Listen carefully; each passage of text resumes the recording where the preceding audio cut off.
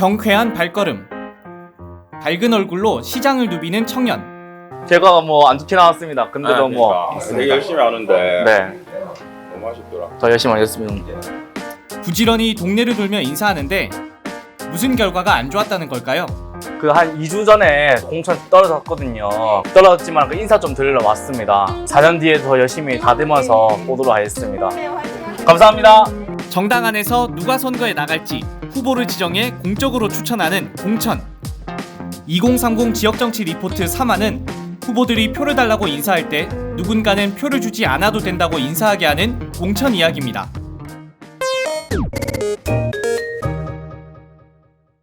네, 안녕하십니까. 저는 30살 이효성입니다. 민주당의 대학생 정책자문단에 그 기회가 생겨서 민주당에서 활동하게 되었습니다.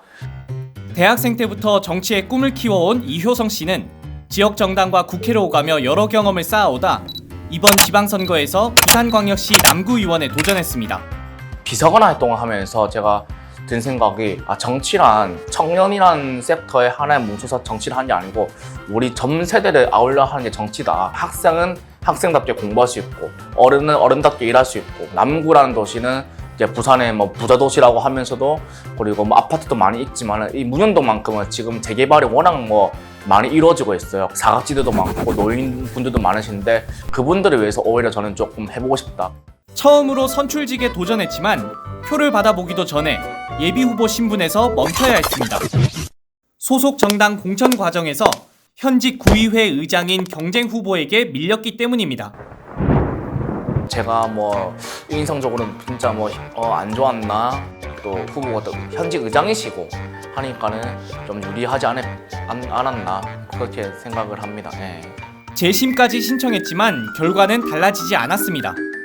공천 탈락은 감수할 수 있지만 경선도 없이 떨어진 이유도 제대로 알 수 없다는 점은 아쉬울 수밖에 없습니다. 점수 제도가 있음에도 불구하고 그게 어쨌든 비공개다 보니까 후보들한테도 알려주지도 않고 뭐 공지도 안 되고 후보가 있음에도 불구하고 단수를 했다는 거는 이거는 뭐 공식이 성립이 안 되는 상황이거든요. 이번 지방선거에서 더불어민주당이 공천한 20, 30대 청년 정치인은 모두 314명입니다. 2,700명 넘게 후보를 냈으니 비율로 따지면 11.4%에 그칩니다.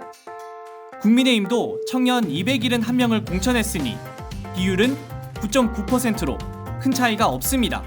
주요 원내 정당 가운데 정의당만 전체 175명 중 청년 45명을 공천해 20, 30대 인구 비율과 비슷한 25.7%를 기록했습니다. 청년 공천 할당제가 필요하다는 논의도 있었지만 국민의힘은 공천 할당은 불공정하다며 각자 실력대로 경쟁해야 한다는 지침을 만들었습니다.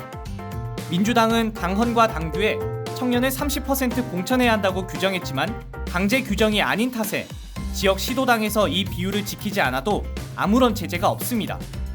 청년 공천 30%를 믿었던 다른 후보들 사이에서도 불만의 목소리가 나옵니다.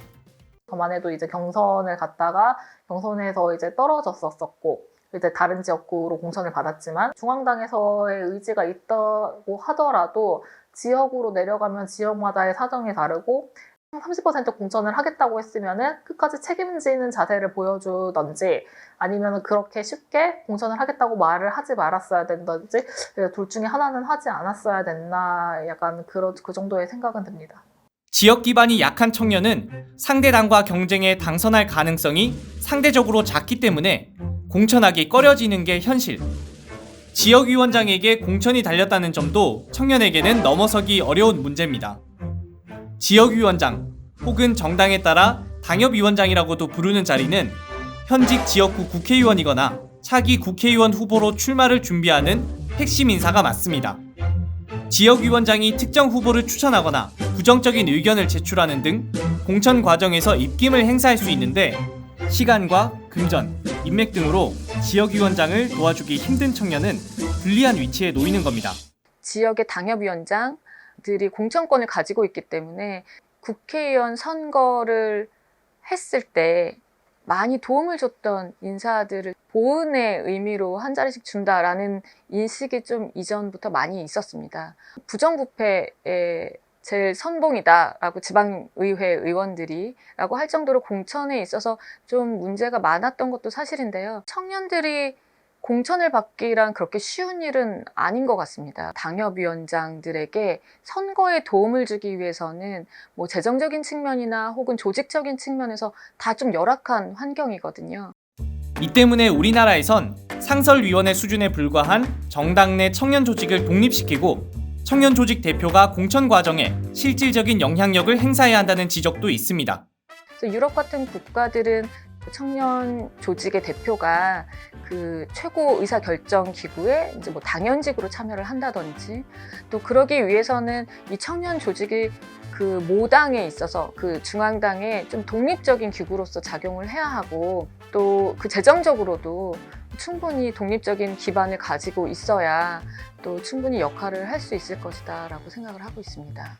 반면 각 정당의 지역 조직들은 청년 정치인을 선발하고 싶어도 애초에 지역에서 활동하는 청년 정치인이 부족하고 있다 해도 공천할 만큼 실력은 갖추지 못한 경우가 많다고 호소합니다. 광역 같은 경우에는 청년 후보는 4분밖에 신청을 안 하셨습니다. 그 중에 이제 3분이 공천이 됐습니다. 비율상으로만 보면 75%지만 절대적인 수치 자체가 굉장히 낮다라고 하는 점이 문제가 될 것 같고요. 그 후보자들한테 유권자들을 좀 만나면서 만들었으면 좋겠다라고 하는 정책에 대한 걸 한번 설문으로 좀 받아갖고 왔으면 좋겠다라고 하는 제안을 좀 했었습니다. 그리고 자기가 의정 활동을 하면서 제1호 조례라든지 정책을 어떤 게 펼칠 거냐고 많이 물어봤습니다.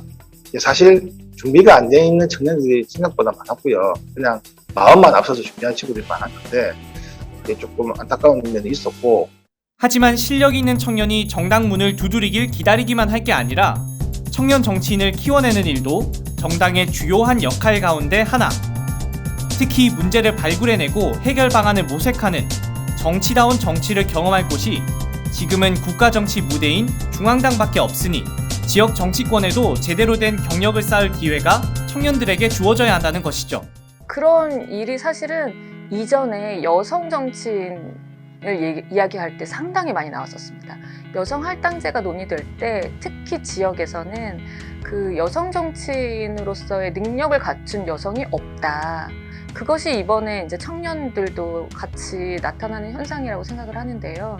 청년 정치인 육성하기 위한 어떤 프로그램이 다양하게 마련이 되어 있느냐, 또 이런 것들을 다 거치고 나서 청년들이 과연 등용될 수 있는 문이 열려 있느냐, 이런 단계적으로 좀 살펴볼 수가 있거든요. 이렇게 되면 선거 때마다 인재를 외부에서 영입하려고만 하지 않아도 되고 검증된 인재를 안정적으로 공천할 수 있다는 장점도 있습니다. 결국 청년이 정치에 입문하고 성장해서 공천을 받기까지 단계가 정당 안에 유기적으로 마련돼 있어야 한다는 얘기. 2030 지역정치 리포트 4화에서는 청년 정치인이 공천되기 이전의 문제, 정당 내 청년 정치인 육성 문제를 집중적으로 분석해 보겠습니다.